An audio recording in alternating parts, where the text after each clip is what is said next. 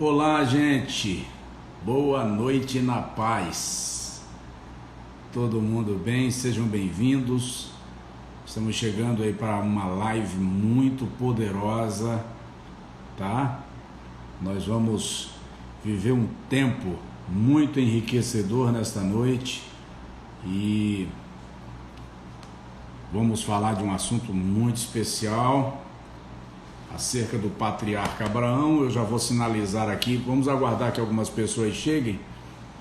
Assim que vocês chegarem, eu já vou convidar o pastor Eduardo Reis, um mestre na palavra, e nós vamos juntos conversar aqui sobre coisas muito especiais. Deixa eu ver se ele já está na área e eu já convido aqui.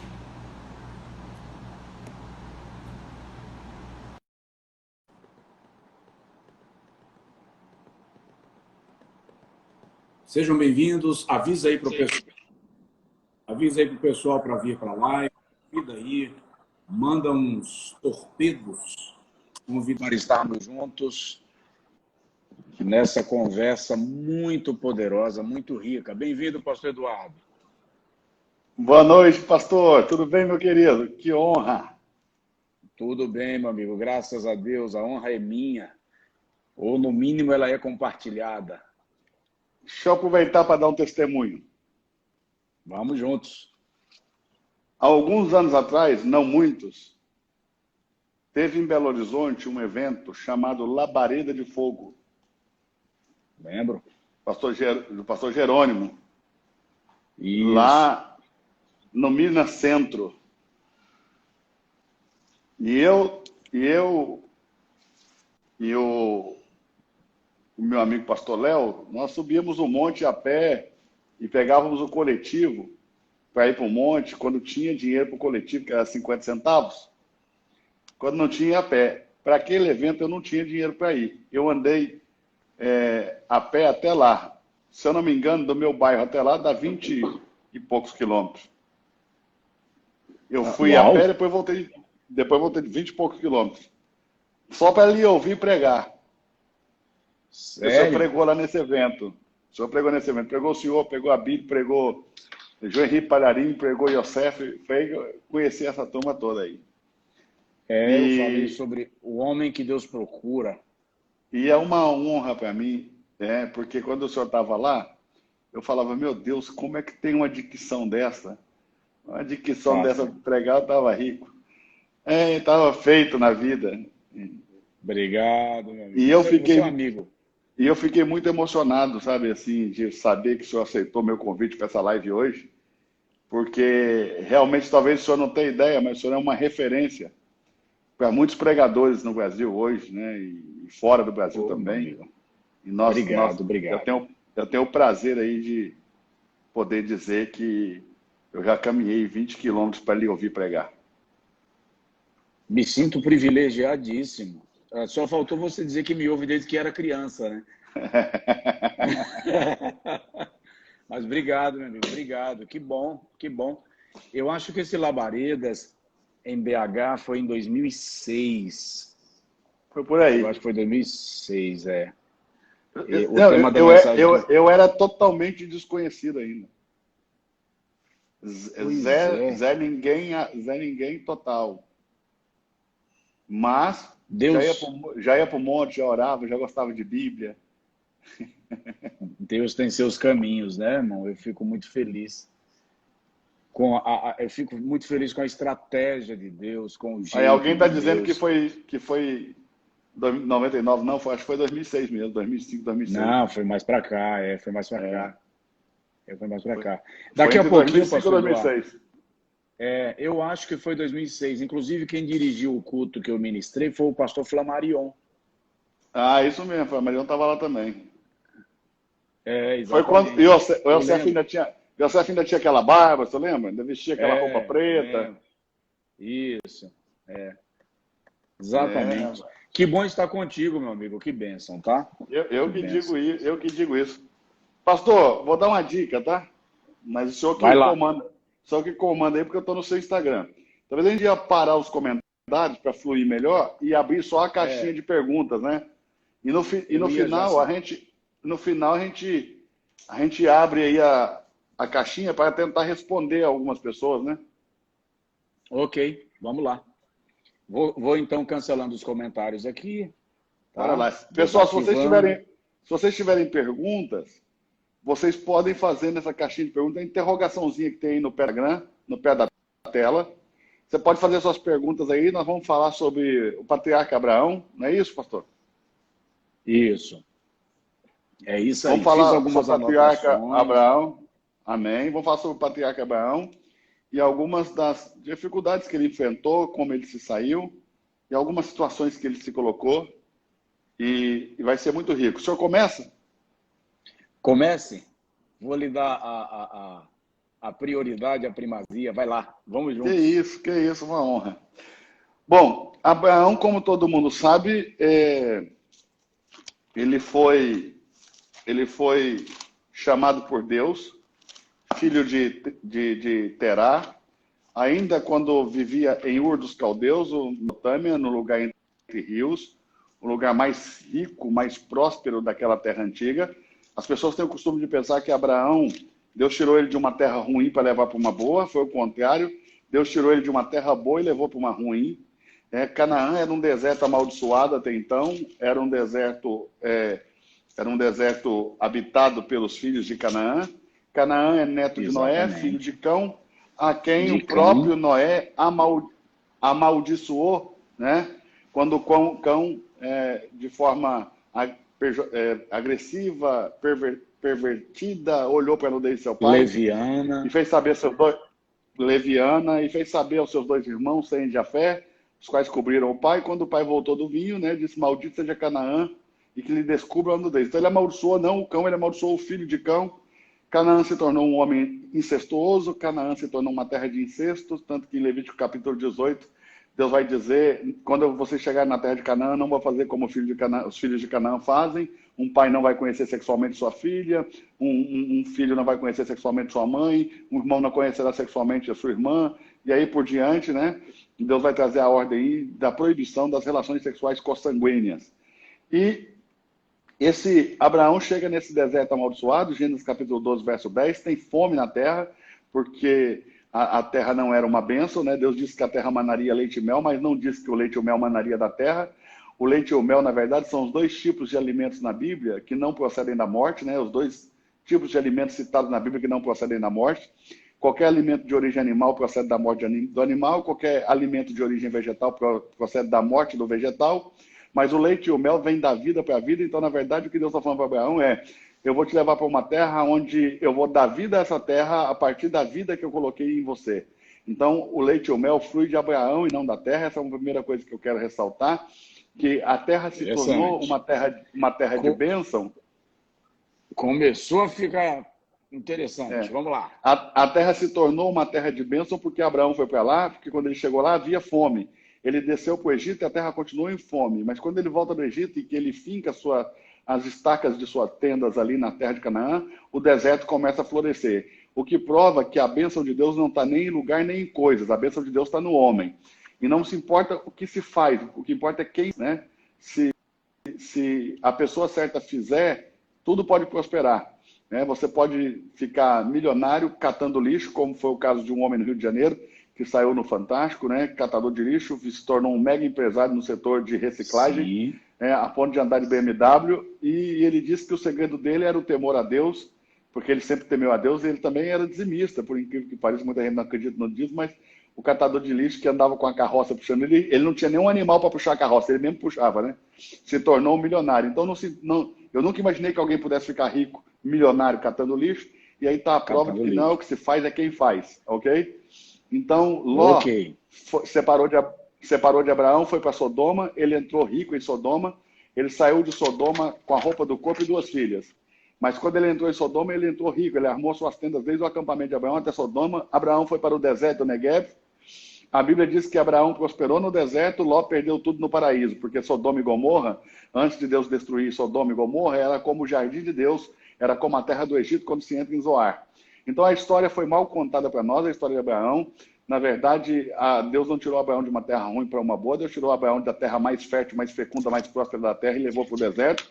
Mas Deus abençoou o deserto através de Abraão. Então, quando Deus nos move de um lugar para outro, de uma situação para outra, abençoar esse lugar. Ele está querendo mudar a realidade daquelas pessoas, e é por isso que ele nos planta ali como árvore frondosa junto a um ribeiro chamado Espírito Santo.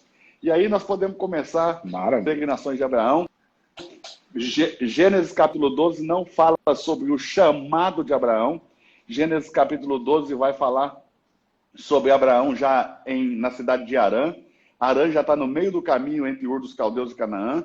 No capítulo de número 11 e verso de número 31 diz: e tomou Terá Abraão seu filho, e Aló, filho de Harã, filho de seu filho, e a Sarai sua nora, mulher de seu filho Abraão, e saiu com eles de Ur dos Caldeus para irem à terra de Canaã, e chegaram até Harã e habitaram ali.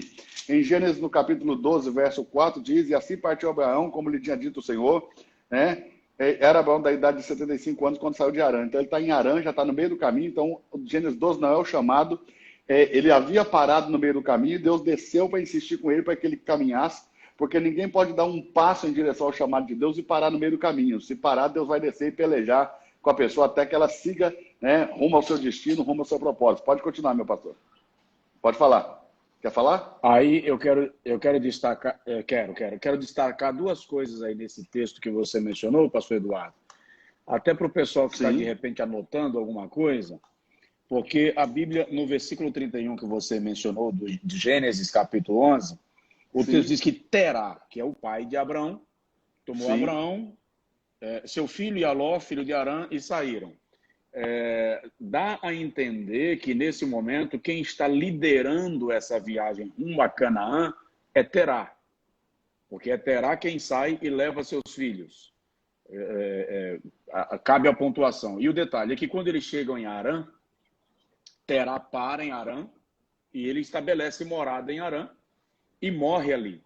E aí vale um destaque que Harã também é o nome do filho de Terá, pai de Ló, que foi morto anteriormente. A tradição diz que Harã teria sido morto por Nimrod, alguma coisa nesse sentido. Aí vale a pena destacar aqui nessa conversação que possivelmente a dor da perda de Harã fez Terá ficar bloqueado em Harã. Ou seja, o nome do lugar coincide com o nome do filho, ressuscita a dor de Terá e ele cai num estado de estagnação. No capítulo 12, versículo 1, quando Deus provoca...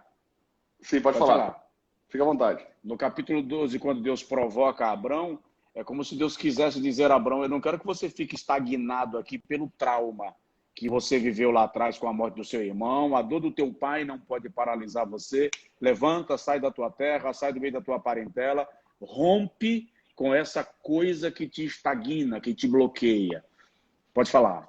Sem falar que Terá era uma cidade, Harã era uma cidade que estava em pleno desenvolvimento, havia ali muitos deuses, muitos templos de muitos deuses pagãos, e Terá ganhava dinheiro vendendo nichos desses deuses, né? Então ali era uma terra de oportunidades, e isso também revela que muita gente pode se perder na terra da oportunidade, pode se perder no propósito, né? Quem vive correndo atrás da oportunidade acaba se perdendo no propósito, né? Isso é uma outra. Aliás, a gente está vendo isso aí, nós estamos vendo isso aí todo dia, né, amigo? Exatamente. Muita gente correndo atrás de oportunidades acaba se perdendo no propósito, né? Uma outra coisa é que Gênesis capítulo 12 não fala sobre o chamado de Abraão, a Bíblia não está em ordem cronológica. Então, aonde estaria a narrativa do chamado de Abraão? Está lá em Atos, no capítulo de número 7, na pregação de Estevão. Estevão é preciso, cirúrgico, como se fosse um cirurgião plástico fazendo aí uma obra-prima da cirurgia plástica com um bisturi na mão. Ele diz, a partir do verso 2, irmãos e pais, ouvi, o Deus da glória apareceu ao nosso pai Abraão, estando esse na Mesopotâmia, antes de habitar em Harã. Então, está aí muito claro que o chamado desse primeiro monoteísta vai acontecer lá na Mesopotâmia, né? Antes de habitar em Harã. E verso 3 diz, sai da tua terra, sai da tua parentela. Então ele saiu da terra dos caldeus e foi habitar em Harã. Ali, depois que seu pai faleceu, Deus o trouxe para a terra em que agora habitais. Esse detalhe é muito importante. Não que seu pai faleceu, ele saiu, depois que seu pai faleceu, ele continuou. Diz que depois que seu pai faleceu, Deus o trouxe. Como que o texto evoca ou invoca a responsabilidade da morte de Terá para Deus, né? Como se Deus o tivesse tirado de Abraão para que Abraão pudesse se desapegar e pudesse caminhar, entendeu? É a percepção que eu Uau! tenho, né? Depois da morte de seu pai, Deus o trouxe. Ou seja, Deus é o responsável por aquela ruptura entre Abraão e aquela terra Harã, né? E Deus é o responsável. Na terra que Deus agora habitais, provoca a né? situação. Isso, e essa terra que eles habitam, esse deserto que era maldito, que vai florescer, só floresce com a presença de Abraão ali. Só floresce com a presença de Abraão ali. Então a ideia é, não há deserto que não floresça na presença do homem certo, entendeu? E um outro detalhe é, às vezes, Deus vai providenciar rupturas para te fazer cumprir o seu propósito. E às vezes Né? Porque rupturas às vezes a gente doloridas fica, que vão gerar traumas, né? às vezes, rupturas doloridas que vão gerar trauma. É fato. Aliás, vamos pensar aqui numa segunda ruptura que Abraão teve que viver no capítulo 12? Capítulo 13 de Gênesis, quando ele precisou romper novamente com a família, quando ele precisa romper com Ló, né? Exato, né? Ele diz para Ló, se você for para a direita, eu vou para a esquerda, né? Me obrigarei a ir para a esquerda. Se você for para a esquerda, eu vou me obrigar a ir para a direita. Gênesis capítulo 13, verso 7, na contenda de pastores entre Ló e Abraão. Exato. Então, a chamada de Deus, e que isso sirva para os nossos irmãos que estão com a gente aí, a chamada de Deus envolve rupturas. Quem não está Uau. disposto a romper não tem condição de cumprir o propósito. E um detalhe, pastor Eduardo, que eu até anotei aqui, Sim. que, por exemplo, eu vou dar uma adiantada aqui no processo só para citar um exemplo.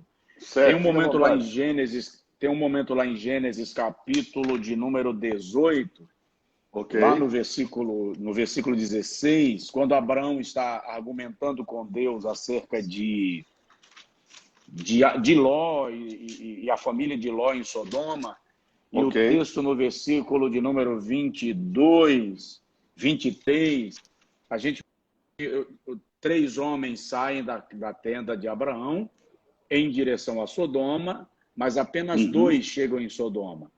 Por que apenas 2 chegam em Sodoma? Porque um fica conversando com Abraão, enquanto Abraão está argumentando na tentativa de salvar Sodoma ou a sua família ali. Aí eu estava observando agora à tarde, enquanto li um pouquinho para a gente conversar, é muito interessante que, em alguns casos, por exemplo, o camarada Uzá segura na arca, vem fogo e mata. Os filhos de Arão entram no santuário e oferecem fogo estranho, o fogo do céu, do altar, vem e mata. Abraão consegue parar Deus, ele consegue interpelar Deus, que vai executar um juízo. Né? Eu estava lendo esse texto dentro de algum material da cultura judaica, e eles fazem menção que Abraão se colocou na frente de Deus para impedir ele continuar caminhando. Por que Deus não mata Abraão aqui? Porque é muita ousadia. E aí a gente vai observar que Deus não te mata quando você está cumprindo o propósito para o qual ele te estabeleceu.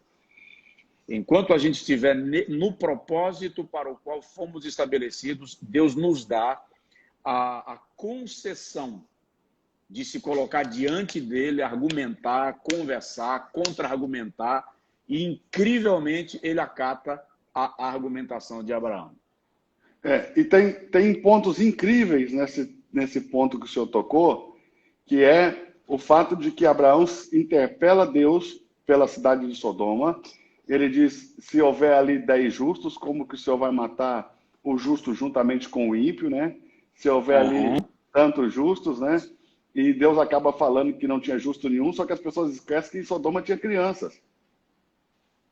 Então, esse é um ponto para reflexão. Vamos lá.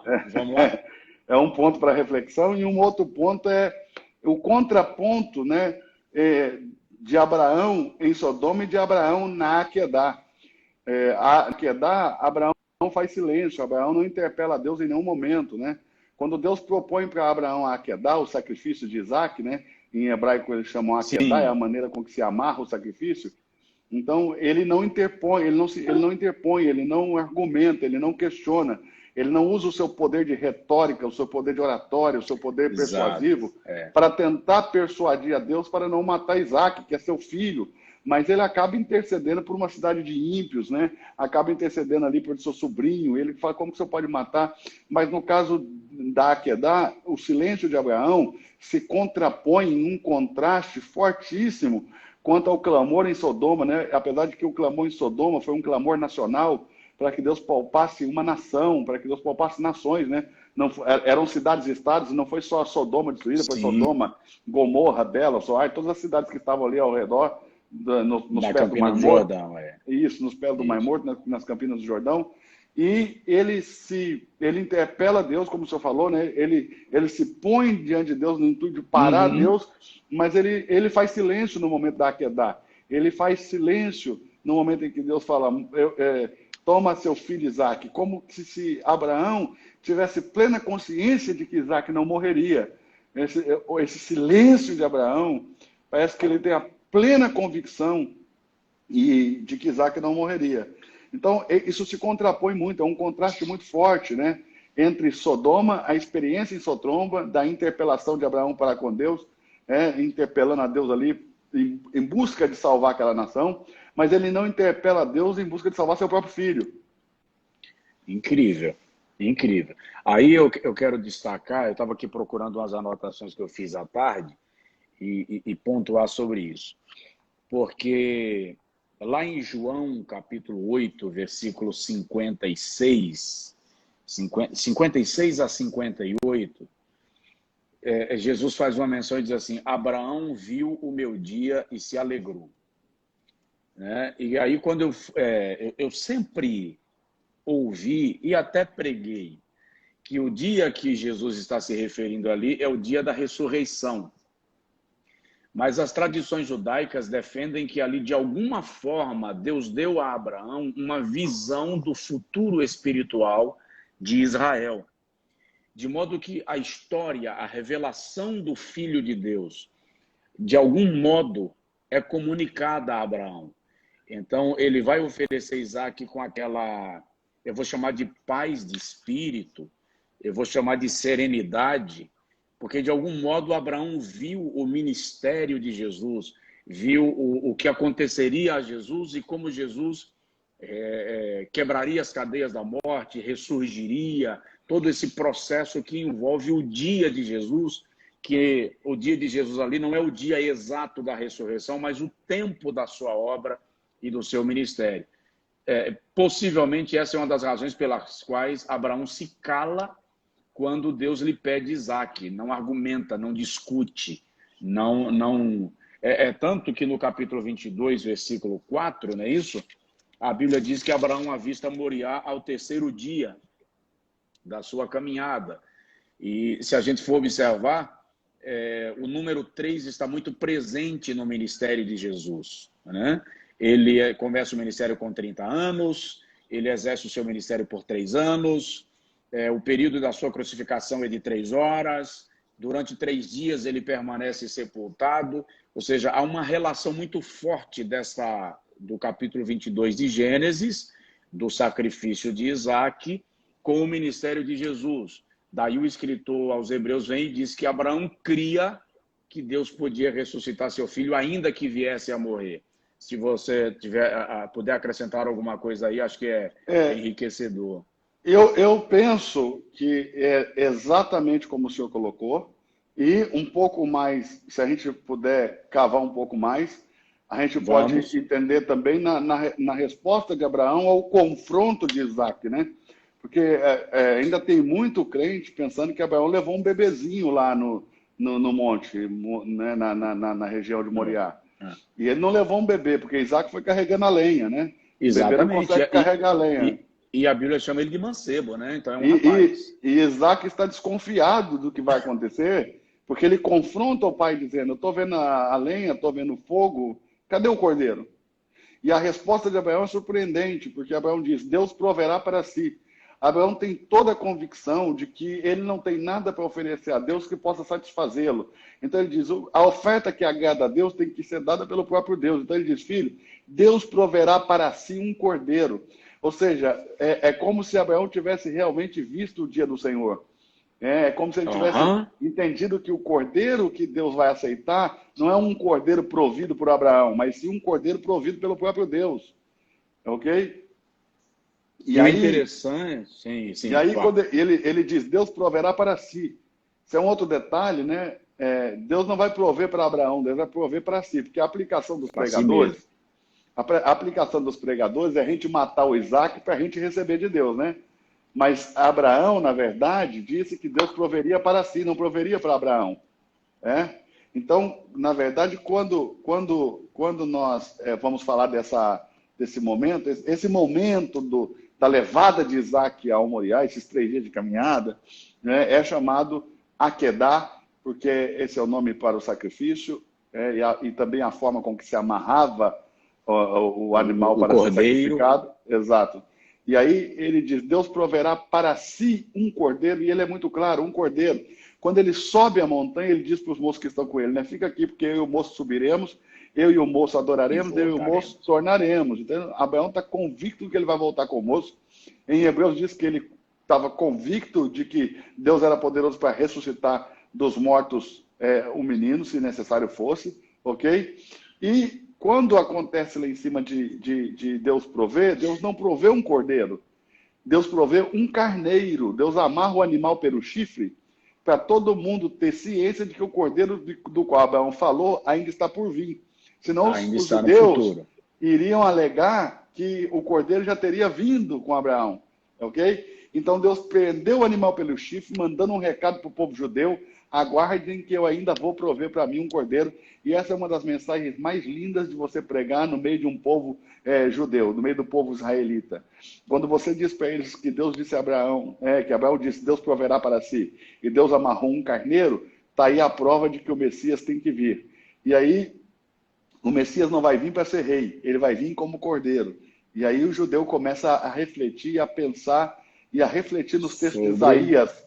Porque se você pegar a maioria dos rabinos judeus, não deixa o povo judeu ler os textos de Isaías, onde mostra o Messias sofredor. Porque se você lê os textos de Isaías ali acerca do Messias sofredor, é impossível você não identificar a pessoa de Jesus Cristo. Sim, sim. Fato. Muito bem. Deixa eu dar uma sugestão para vocês aí que estão com a gente na live. Faz um print dessa tela aí para você postar no Stories para nós aí. Marca o pastor Eduardo, marca o pastor Josué. Tá Você bem? que me segue e ainda E não segue o pastor Josué, passe a segui-lo agora, um homem de Deus, um grande pregador. É o que eu estou falando, eu já andei 20 quilômetros a pé, lá do Guarani até o Minas Centro, para eu não poder sabia que você assistir é esse homem mineiro, meu. pregar. Rapaz, eu cresci no Triângulo, em Uberlândia. Você já pregou lá também? Já Já pregou em preguei em Uberlândia, não já? Uberaba, né? Uberaba? Você Preguei em pregou lá do lado? Uberaba. Lá do Uberaba. lado. Eu cresci em Uberlândia. Eu cresci em Uberlândia ali. Maravilha. Em Uberlândia tem uma Assembleia de Deus grande ali, que quase todos os pregadores pentecostais já passaram ali na Rondon. Achei que só tinha pregado lá. Isso. Eu fui Não, eu levado, ensinei Uberaba ainda criança eu fui levado nessa igreja. em Essa igreja que está Uberlândia. lá. Nessa Porque eu não sou de origem pentecostal, né? Mas eu tinha um amigo que congregava na nossa igreja que assistia os cultos lá sempre. Então, ele sempre me levava na moto dele e a gente ia assistir o culto lá. Maravilha. Que bênção. Meu amigo, vamos lá. Vamos. Quanto tempo nós vamos ficar nessa live? Ó, a live dura 1 hora, mas vamos ficar o tempo que o senhor quiser. O senhor que manda. Nós já estamos em 32 minutos. Tá? Temos mais tempo aí ainda. Uma coisa que Vamos eu lá, queria vamos lá. ressaltar sobre essa caminhada de Abraão, pastor Josué, Manda. é que em Gênesis 12, verso 4, quando Deus insiste para que ele saia, diz que ele sai no verso 4 e 5 de Gênesis 12 e ele leva Ló com ele, ok?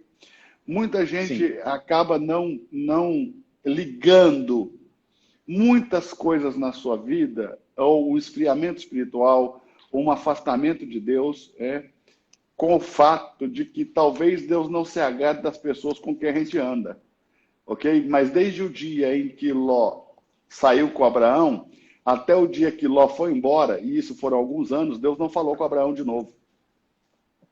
É verdade. Tanto que no capítulo 13, versículo 14, o texto diz que, tendo Ló acabado de sair, o Senhor apareceu a Abraão. Exato. Disse o Senhor a Abraão no dia em que Ló se apartou dele, no mesmo dia.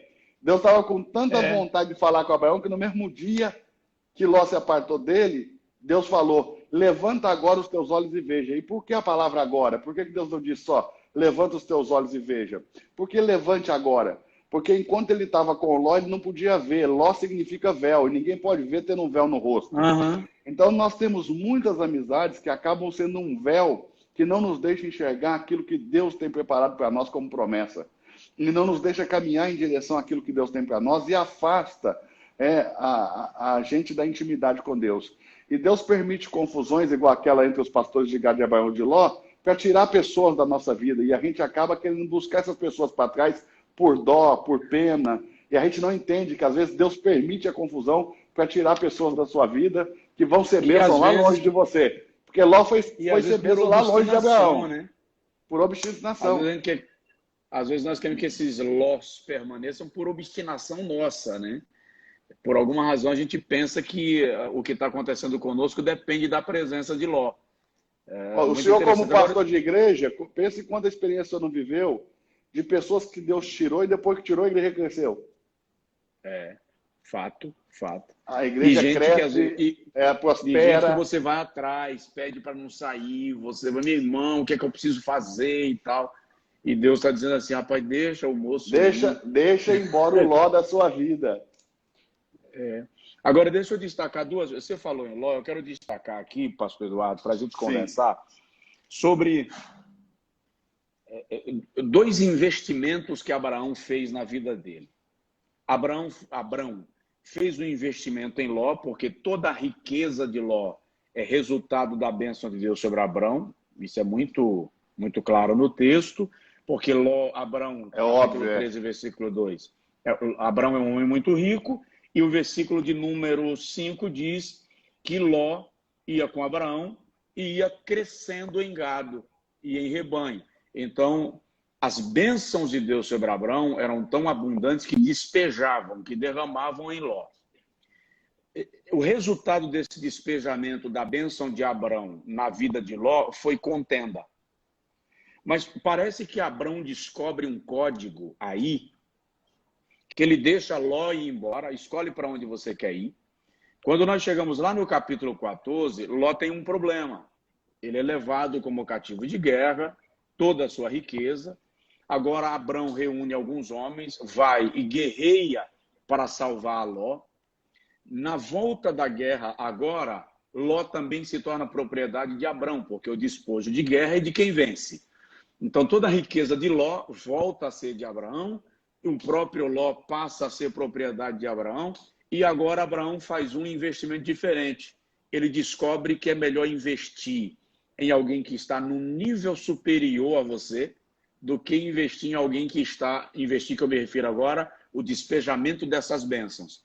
Ele recolhe o seu dízimo aos pés de Melquisedeque. E aqui ele alcança uma bênção de prosperidade. Despejando em Ló, ele encontra confusão. Despejando em Melquisedeque, parece que Abraão descobriu aqui o código. Eu vou chamar de código da fé, um código de prosperidade. Vamos falar um pouco disso aí? Sem falar o seguinte, que Abraão é o primeiro monoteísta do seu tempo no relato bíblico, ok? É como se o monoteísmo tivesse dado lugar ao politeísmo e tivesse desaparecido a ideia de um Deus único. Isso é restaurado na pessoa de Abraão, ok? E esse Abraão literalmente dizima na vida de Ló. Porque esse é o princípio que o próprio Abraão ensina a todos os seus filhos, que quando não há um sacerdote, você dizima nos órfãos, nas viúvas ou nos estrangeiros desamparados na terra. Você pode ver o cuidado de Abraão, tanto com os estrangeiros que estão na sua terra, como ele recebe em sua tenda os homens forasteiros, como que ele chama para comer, ele manda matar animal, ele prepara um banquete, ok? Abraão sempre tem esse cuidado de receber bem o estrangeiro. Abraão tem o cuidado sempre com os mais fragilizados e as viúvas, e ele tem aí com eles os dois sobrinhos órfãos, que Sara e Ló são irmãos Pouca gente sabe disso, mas Sara e Ló são irmãos, os dois são filhos de Arã, Sara é sobrinha de Abraão, por isso que ele diz, ela é minha meia-irmã, porque o avô naquele tempo era considerado um pai, como o pai dele era o avô dela, então ele diz, nós somos meio-irmãos. Lembra que Beltesazar, filho de Nabucodonosor, né, na verdade, é assim que começa o capítulo 5 de Daniel, mas Beltesazar não é filho, é neto, mas o neto é visto como um filho, e assim também, por isso Abraão diz para Ló, não vamos brigar porque nós somos irmãos. Eles não são irmãos, é tio e sobrinho. Mas como o avô de Ló é o pai de Abraão, então tem essa qualificação de meio-irmãos. Por isso que ele diz para Faraó, de todo não mentir, porque somos meio-irmão, porque nós temos o mesmo pai, eu e ela. Ok? Correto. E no Brasil, Correto. quando você fala meio-irmão, dá a ideia de um ter um pai, outro ter outro... igual na minha casa, né? Eu e a minha irmã somos filhos da mesma mãe, cada um pai diferente. Então, no Brasil, quando você fala meio-irmão, dá essa ideia, ok? Mas não era lá o contexto. O pai de Sara, na verdade, morreu, Arã, e o avô dela, que é o pai de Abraão, é um... Tanto que em inglês, né? Avô quer dizer pai mais velho, pai maior, um pai grande, né? Exato. Então, essa é a ideia, que o avô é um pai. Sênior, e Abraão literalmente dizima na vida de Ló. Mas quando Ló se vai para Sodoma e desvia... Então, Deus prepara toda essa estratégia para Abraão resgatar o dízimo. Então, como a lei naquele tempo era essa, né, quem vence a batalha é dono do despojo da guerra, então assim Abraão tomou de volta o dízimo.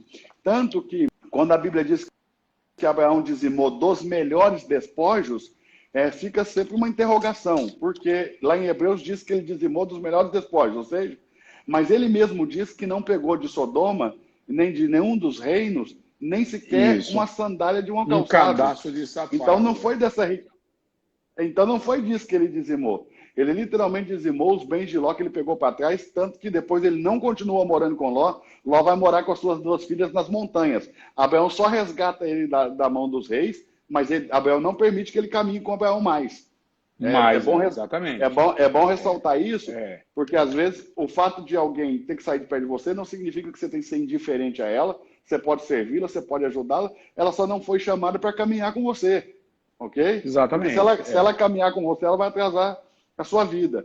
E quando fala ali que em Gênesis, no capítulo de número 14, verso de número 19, é a primeira vez na Bíblia que aparece a palavra sacerdote, Gênesis capítulo 14, verso 18, desculpa, é a primeira vez que aparece na Bíblia a palavra sacerdote, que diz que Melquisedeque era sacerdote do Deus Altíssimo. No verso 19, é a primeira vez que Deus é definido na Bíblia como sendo o possuidor de tudo, o dono de tudo, o dono dos céus e o dono da terra, né? O Senhor Deus Altíssimo, possuidor dos céus e da terra. E no verso 20 é a primeira vez que a palavra dízimo aparece, né? Um dos princípios básicos da hermenêutica é chamado princípio da primeira menção, ou seja, quando eu quero estudar alguma coisa, eu tenho que voltar no momento que foi feita a primeira menção daquele conceito ou palavra. E aqui está a primeira vez que a palavra sacerdote aparece, a primeira vez que Deus é definido, e a primeira vez que aparece a palavra dízimo. Ainda que no original não diga o texto que foi Abraão que dizimou, quem foi que dizimou. Só diz e deu-lhe o dízimo de tudo. Não diz se foi Melquisedeque para Abraão ou Abraão para Melquisedeque. Então o judeu sempre vai ficar com essa interrogação. Nós sabemos disso porque lá em Hebreus já nos revela que quem dizimou foi Abraão, ok? Foi Abraão. Que Abraão devolveu a Melquisedeque o dízimo de tudo. E Abraão, quando devolve a Melquisedeque o dízimo de tudo, por que ele devolve? Porque primeiro Melquisedeque lhe abençoou e lhe deu pão e vinho. Então, qual que é o princípio básico do dízimo? Eu dizimo na mão que me alimenta. Porque nós tornamos o dízimo algo institucionalizado. E as pessoas acabam dizimando pensando na parede do prédio, em trocar o som da igreja, em mexer nas cadeiras, ok? Mas exatamente. A ideia primária do dízimo, desde as suas premissas, não é para... O dízimo não é para o prédio, o dízimo não é...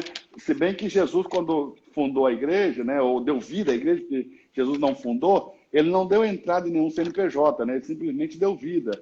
Sangue e água fala da vida humana e a vida divina dentro de um mesmo povo. Então, Jesus não deu entrada em CNPJ.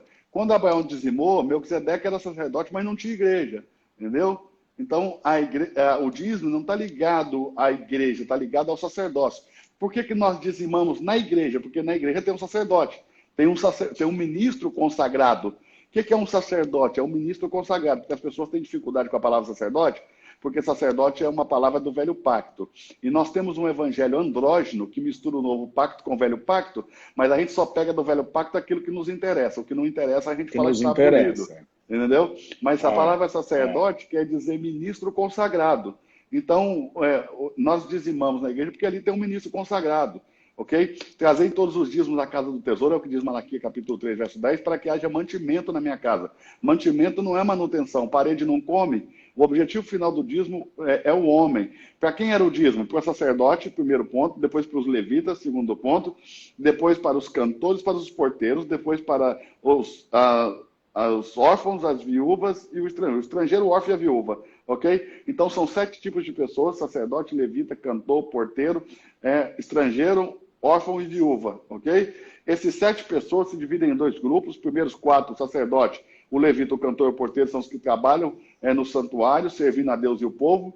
O estrangeiro, o órfão e a viúva são pessoas desamparadas, né? O estrangeiro não é qualquer estrangeiro, o órfão não é qualquer órfão, a viúva não é qualquer viúva, porque isso não é ajuda de caridade a pobre, isso é um princípio que está sendo cumprido. Porque tinha muito pobre que não era estrangeiro, tinha pobre que não era viúva e tinha pobre que não era órfão. E esses pobres não mandam se ajudar com o dízimo. Então, é um estrangeiro que não tenha parentes na terra, um órfão que não tenha irmãos mais velhos ou uma viúva que não tenha filhos, ok? E necessariamente precisavam ser de Israel. Lembre-se que no primeiro momento da igreja, na igreja de Antioquia, começou uma discussão entre os ministros da igreja, porque tanto que Estevão foi levantado ali como diácono nesse momento, porque estavam brigando por causa do donativo das viúvas dos gregos, porque ninguém queria dar participação para as viúvas dos gregos, porque se entendia que isso era uma ordem para as viúvas dos judeus, ok?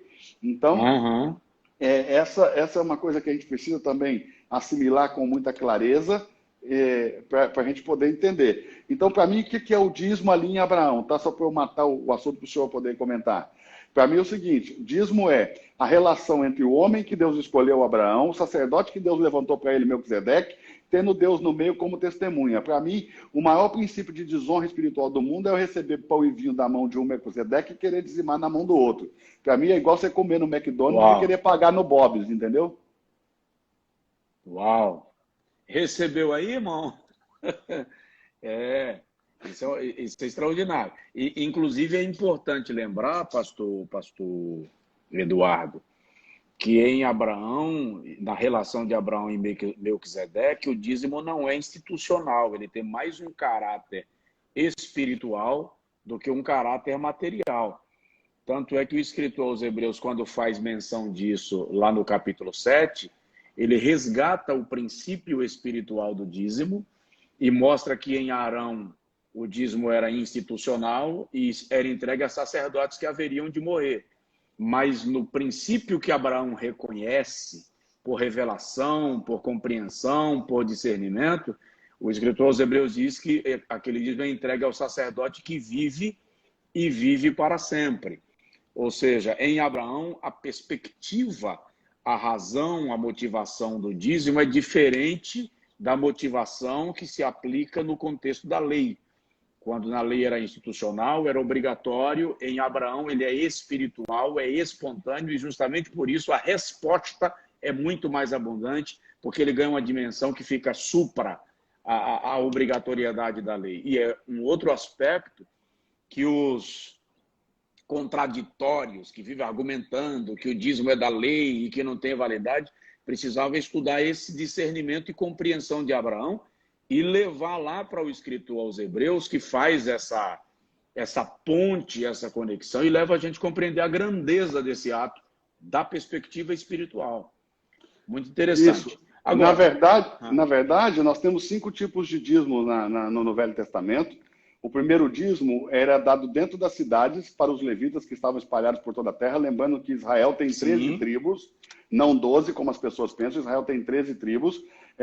Jacó teve 12 filhos, José foi dado como morto, mas quando foi encontrado, Jacó adotou seus 2 filhos, Efraim e Manassés, então passou a ser 13 tribos e 12 territórios tribais. 12 são os territórios tribais, porque os terras foram espalhadas em todas as tribos para que eles pudessem exercer o ofício de levita nessas terras. Então, o primeiro dízimo é o chamado Maaser Rishon. Maaser é a palavra hebraica para dízimo.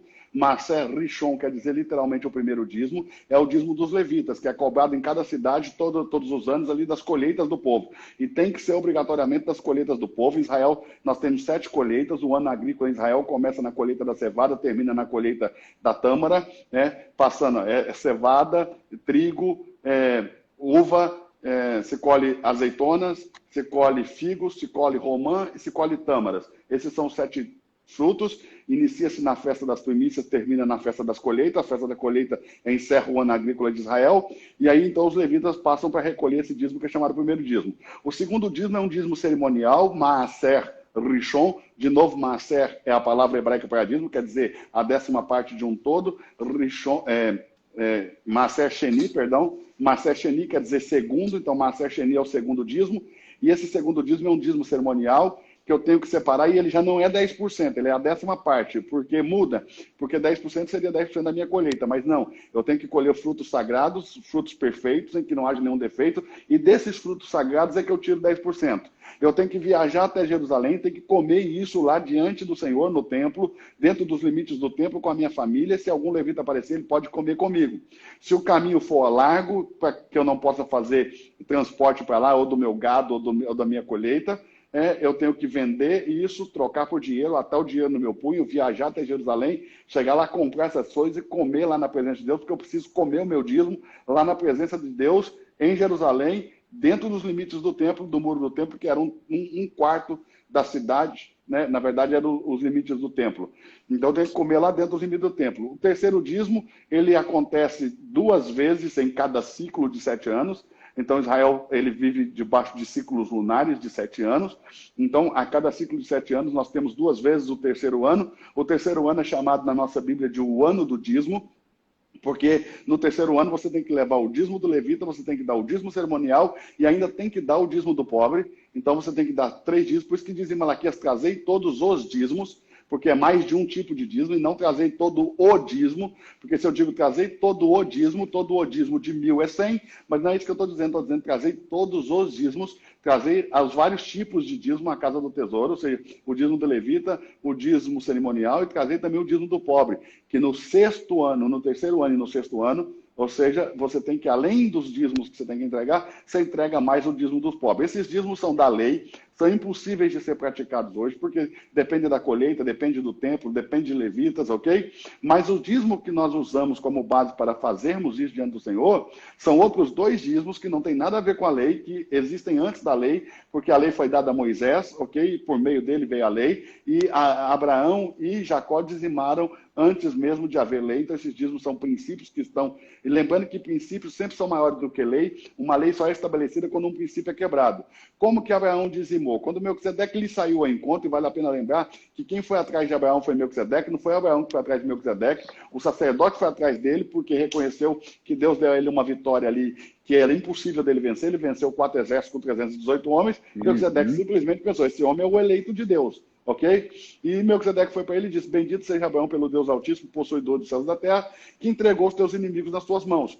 Como Abraão reconhece que realmente foi Deus quem lhe deu aquela vitória, em gratidão, Abraão dizima, porque ele está reconhecendo que ele realmente não podia vencer aquela batalha. Ok? E depois Jacó, que saiu para o deserto de Parã com a roupa do corpo e disse, se o Senhor for comigo na viagem que faço, e me der condições de comer, de me vestir e em paz me levar à casa de meu pai, então o Senhor será o meu Deus e eu te darei o dízimo de tudo. E Jacó, quando volta, ao invés de dizimar, ele pega 100% de tudo que ele tinha conquistado e ele devolve para Esaú, porque ele vê o rosto de Deus no rosto de Esaú, e ele entende então que ele tinha que devolver o dízimo para Esaú ali, e ali ele acaba com a vida de Esaú. Porque Deus vai perseguir Esaú o restante da vida dele e a descendência de Esaú por causa desse dízimo que Jacó entregou na mão de Esaú. Jacó não deu 10%, ele deu 100% de tudo que ele tinha. Esaú, quando viu aquilo, perguntou, meu irmão, por que você está me entregando essas coisas se você sabe que eu tenho muito? Aí Jacó falou para ele assim, se achei graça aos teus olhos, eu peço que receba porque eu tenho tudo. E essa é a diferença entre Esaú e Jacó. Esaú tem muito, Jacó tem tudo. Essa é a diferença entre alguém que serve a Deus e um ímpio. O ímpio tem muito, a gente tem tudo.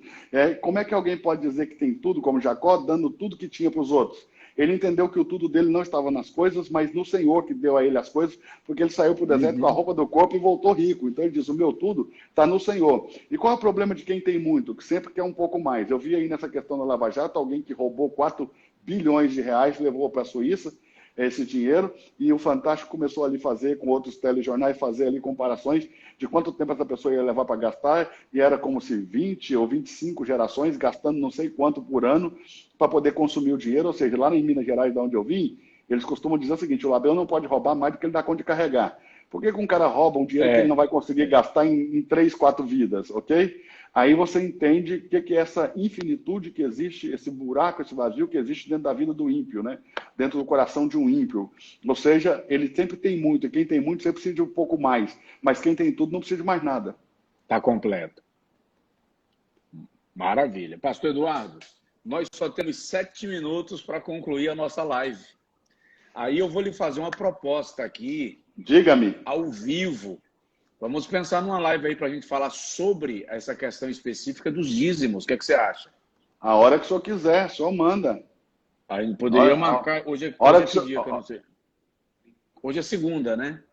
Isso. Quer marcar para sexta-feira? Sábado? Eu ia propor para a próxima segunda, né? Próxima segunda? Tá fechado. Uma semana, né? Fica marcado então para a próxima segunda-feira, ok? 21 ou 22? Pode ser às 22, melhor para mim. Fecho. Se para o senhor tiver bom. Tá bom, tá tranquilo. 22, tá bom? 22. Eu posso dar só um recadinho aqui, pastor? Pode, só um minutinho. Deixa eu te perguntar. Essa caixinha Sim. de perguntas, o que a gente faz com ela? Se o senhor quiser abrir nesses 7 minutinhos, a gente vai responder o que der. O senhor que manda. Muito bem. Antes disso, deixa eu falar com vocês que me seguem e não seguem o pastor Eduardo Reis. É um grande amigo. Você percebeu que é um mestre, um servo de Deus. Migra para lá também. Segue o pastor Eduardo. Vai, dá o recado aí, por favor, e que eu vou dar uma olhadinha na caixa. É que eu tenho aqui a minha escola do Reino Club, e esse mês, por causa da quarentena, nós colocamos o clube a R$1 apenas. Porque como ficou em quarentena, as pessoas não podiam sair, então a gente colocou em R$1. O clube, toda sexta-feira tem uma aula nova e a gente cobra R$49,90 por isso, né? Lá tem mais de 130 horas de aula e lá tem quase 4 horas de explicação sobre os dízimos. Primeiro, segundo, terceiro e quarto dízimo. Então, tem muitas horas de aula. O link está na minha bio. Se alguém quiser clicar lá, por R$1, pode ficar 30 dias estudando por R$1. Ah, eu não quero continuar depois com 49, queria só esse tempo da quarentena aí por R$1.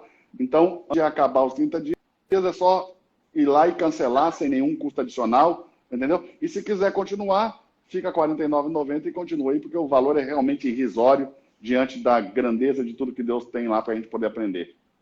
E a Bíblia Sagrada diz: com tudo que possuis, adquire o entendimento. Está escrito. Meu amigo, eu abri a caixinha de perguntas aí, mas deve ter umas... Melhor vamos fazer essa live do dízimo na segunda-feira que vem. Depois a gente marca uma outra só para pergunta e resposta. O que você acha? Ah, legal. Maravilha. Que a gente ganha tempo. Assim. Tá bom? Porque nós só temos agora 4 minutos, senão nós seremos cancelados. Vamos dar o tempo para fazer os prints aí. Faz o print da post, senão eles colocam tudo feio lá. Vai lá. Deixa eu tirar o óculos. Vai lá. Vamos lá. De novo, pessoal. Pode fazer. Ó, aqui a unção desce de cima para baixo. E a sabedoria ela escorre aí para cima. Não, ela escorre de cima para baixo. É muita bênção. Pastor, que honra. Meu amigo, muito obrigado. Bom estar contigo. Que o Senhor Deus te abençoe, a sua casa, a sua família, seu ministério. E em breve eu queria a Feira de Santana de novo, estar contigo aí para a gente poder comer juntos aí de novo, sentar juntos. É sempre bom estar na mesa com o Senhor, a gente aprende muito. Obrigado, meu amigo. Esperar passar Deus te abençoe. essa situação que nós estamos aí. E meia-noite eu volto com a live de oração, tá, gente? É isso Toda aí. meia-noite. Hoje é a 11ª noite de oração. Estaremos juntos aqui. Deus abençoe a todos. Pastor Eduardo, beijão. Beijão. Deus abençoe. Pequenino, um abraço na mãe digna. Fica com Deus. Amém. Tchau, tchau. Tchau.